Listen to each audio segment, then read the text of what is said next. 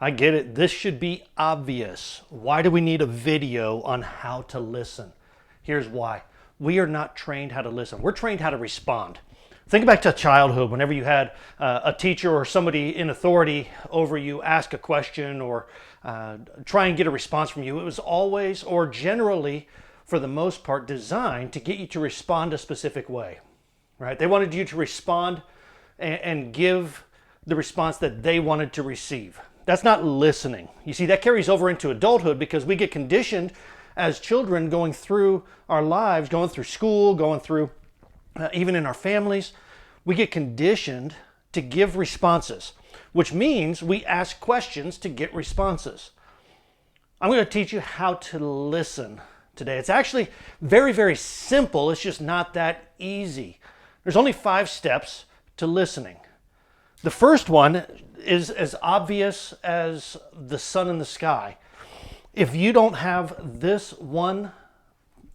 first aspect of communication, everything else will fall apart and you won't actually be able to listen effectively.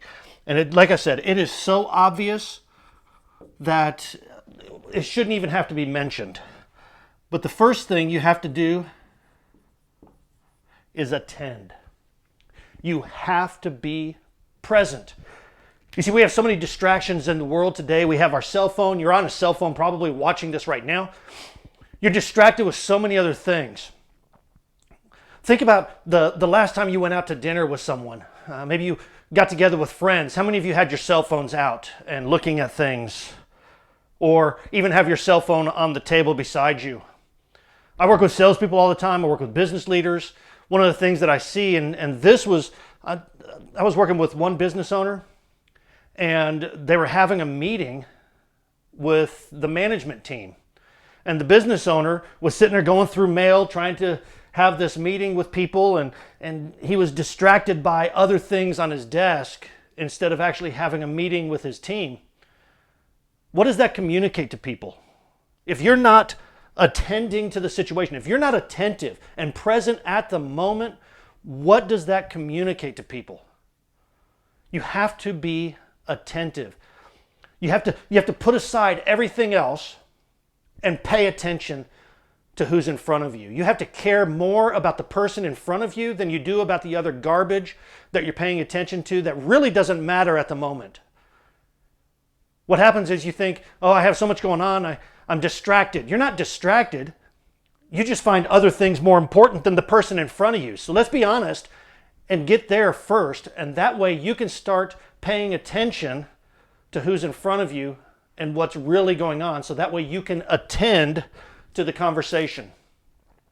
The second step in this, and this should come natural, if you're actually paying attention to the person in front of you and you care more about them than anything else around you at that moment, the next question or the next part of listening should be super simple. It's acknowledge. You want to acknowledge what they're saying, their perspective. I get it. I understand this. Or you want to acknowledge, say someone comes to you and they're not happy. This, by the way, is one of the most challenging things to do when you're having what some people call at-risk conversations, when your emotions get involved and you get into an argument. The reason you're getting into an argument is because generally you're not getting what you want in that situation. You get upset because you're not receiving from the other person what you want to receive. So your emotions get heightened and you start pushing.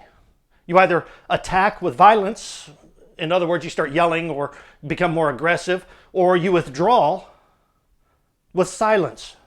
You pull back, you withhold, you shut it down. You need to recognize your emotions in that and understand that your emotions, when they start to elevate, trigger responses chemically in your body that it increases adrenaline, fight or flight, violence or silence, right? Fight or flight, because the adrenaline starts to drain oxygen from your brain so that it moves it to your extremities and your emotions, and you start to tense up and your heart starts to race and you want to do one of two things, either attack with violence or withdraw with silence. And you need to recognize those things and understand that it's not always about you. Listening especially is about the other person. So you want to acknowledge the other person's position, acknowledge what they're saying, acknowledge why they might be upset, acknowledge why they might be happy in a situation. Whatever it is, you want to acknowledge that person's thoughts. You don't have to agree with them, but you have to acknowledge them. The next step is to summarize.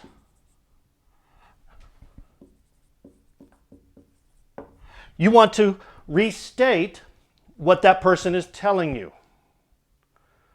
Summarize in your own understanding what they've already said. You've already acknowledged, look, I understand why you would be upset with that. I think anyone might be upset in a situation, and then you restate or summarize what they just said, right? Or, man, I am so glad you're happy about that.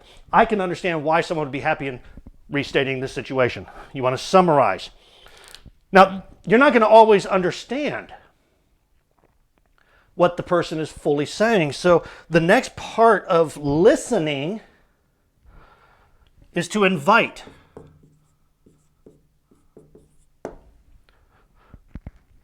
And you're going through this cycle. You want to invite more information. Tell me more about that. Could you help me understand more fully?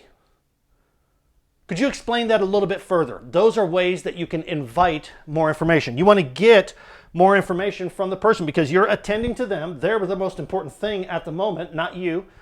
They are the most important thing at the moment. You want to acknowledge where they're coming from, what they're stating, summarize that and restate it back to them, and invite more information so that you get a fuller understanding. You want to understand the situation more fully. So you invite more information, and then finally, you want to ask clarifying questions. So what did you mean by this? Could you clarify that for me? Ask clarifying questions. The reason I wrote it this way is because it's more like a cycle. Because, and I like doing things in circles because circles have no beginning or end. But this is more like a cycle where you're constantly attending to the situation, you're acknowledging, summarizing, inviting, and asking clarifying questions so that you can attend more fully. And this is how you listen.